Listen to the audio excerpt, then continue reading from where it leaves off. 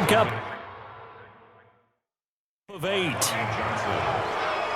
That O-line, they cleared a big hole there on that run. The athleticism of offensive lines continues to evolve, and we're seeing it here. Not only are they controlling things right at the line of scrimmage, but they're able to get upfield to get to what we call the second and the third levels. You know, get to the linebacker spot, the secondary spot, getting all the way downfield with their blocking, which helps keep the running back clean. They'll try to continue that trend here this afternoon.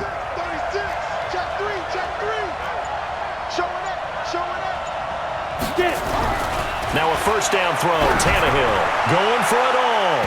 And that will be incomplete. Would have been a big hitter if they had connected. Instead, it's second down. Tremendous field position there and a perfect time to do exactly what they did. Take a shot at the end zone. And they went for the big play, just unable to complete it.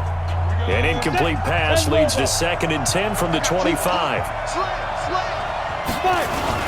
10th carry now for Derrick Henry. And give him about 3 as he gets it down to the 22-yard line. A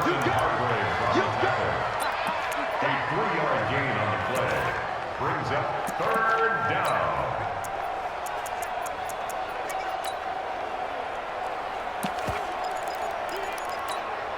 Set.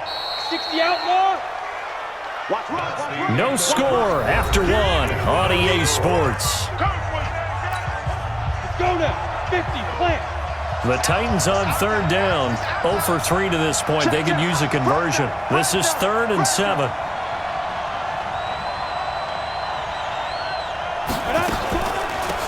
They'll run it now out of the gun. And he'll be stopped short of the first down right around the 18-yard line. Call it a gain of 4, and it'll bring up 4th down. On 4th down, Mike Vrabel says, let's get 3 out of this. He sends on the field goal unit. This just a 35-yard attempt from the left hash. And his kick is good. And the Titans hit the scoreboard first. It's 3-0. Been a bit of a dogfight thus far into the second quarter now, and we do have our first points, a field goal. Yeah, a lot of people say, wow, first action on the scoreboard, about time. To me, the action's been right there on the field, trying to figure out who can gain an advantage, gain some field position, finally get points on the board. I'm loving this kind of game. And feels like kickers might play a big role in this. Yes. Make sure you give them the respect they deserve. They could cost you a game or win you one. David Johnson now gears up to help lead this offense back on the field. And for him, it's been pretty limited involvement. Down on the scoreboard, maybe time to turn to this guy. And you know me well. Winning games to me means starting with the running game and continuing to press the running game. Maybe you go away from him a little bit now, but the bottom line is he hasn't touched it enough to make a difference. Well, they haven't established that running game yet. The question is, will they? Kevin Byard up to make the tackle. Despite the blitz, they're still able to pick up a nice, solid gain. The disadvantage of blitzing often alters the normal spacing and run fits and leaves creases like they were able to exploit right there. And he'll bring it up here to right at the 40-yard line. 9 yards to pick up there, and it's a first down. I think they like this drive a little bit better there, partner. Running game helping out, picking up some of the slack.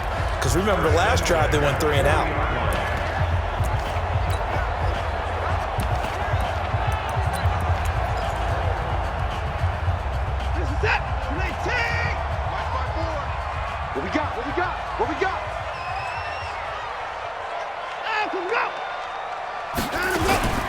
They stay on the ground on first with Johnson. And he'll be brought down just shy of the 45. The tackle was by the Boston College product, Harold Landry. I call that play a success. A nice inside run sets up a very manageable second down. A very solid gain on that play.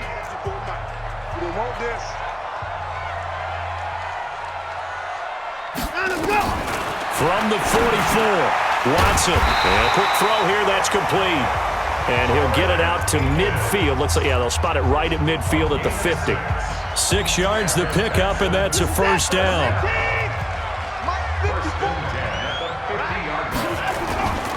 A first down carry here for Johnson. 5 yards on the carry. Good pickup on first down.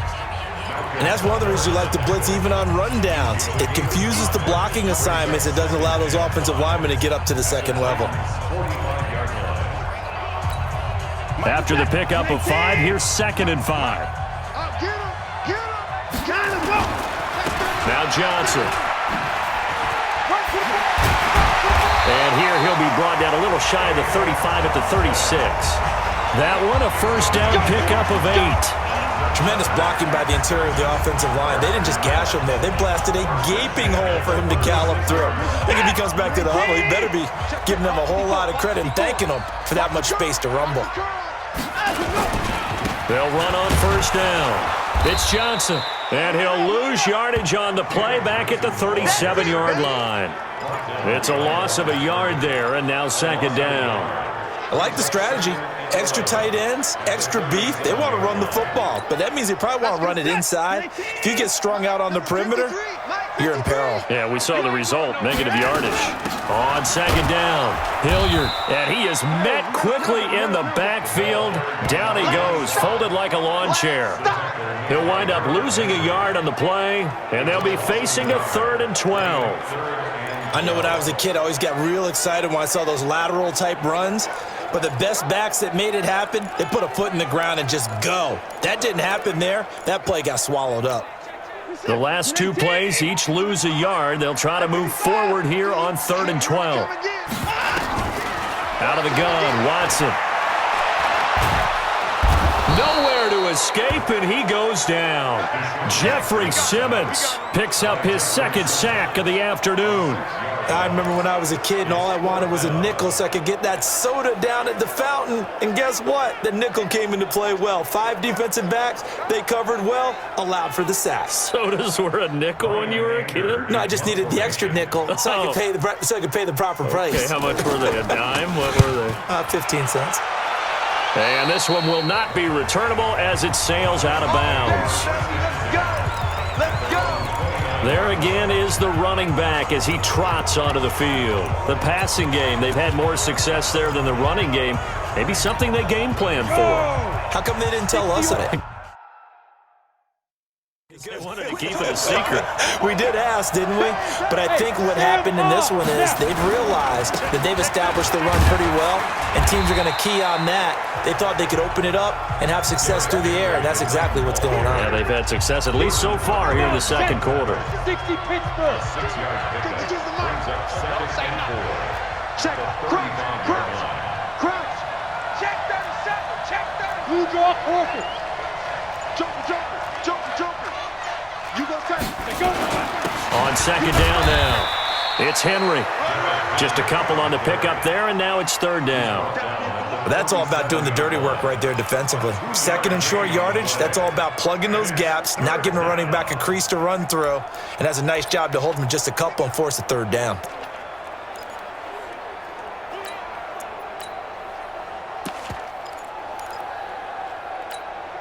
The Titans on 3rd down. Not good, 0 for 4 thus far. Here it's 3rd and 2. Begin. Check 4. Check 50. Out of the gun, Tannehill. He's got his tight end, Anthony Ferkser. And he's got the first down as he's up to the 45-yard line. His first catch, good for 8 and a first down. Got to say, I was a little surprised to see him, Charles, come out in the shotgun on 3rd and less than a yard. Yeah, but the way the NFL is nowadays, we hardly ever see anyone really run for it on short yardage. So they're going to throw the football more times than not. That was a nice, easy rhythm throw right there, and they pick up the first down. Tannehill now 6 of 10 in this first half. He's got his guys a first down here. Tannehill. He finds Corey Davis. Touchdown, Titans. Corey Davis, 55 yards. And the Titans are able to extend their lead. As a former DB, you might not like to see that, but from a wide receiver's perspective, those are the plays they dream of. Correct on both counts, all right? Because once he took off, I mean, let's face it, that should have been done in Big Sky country. Aren't any speed limits out there? And off he went. Glad I wasn't the one trying to chase him. Extra point forthcoming.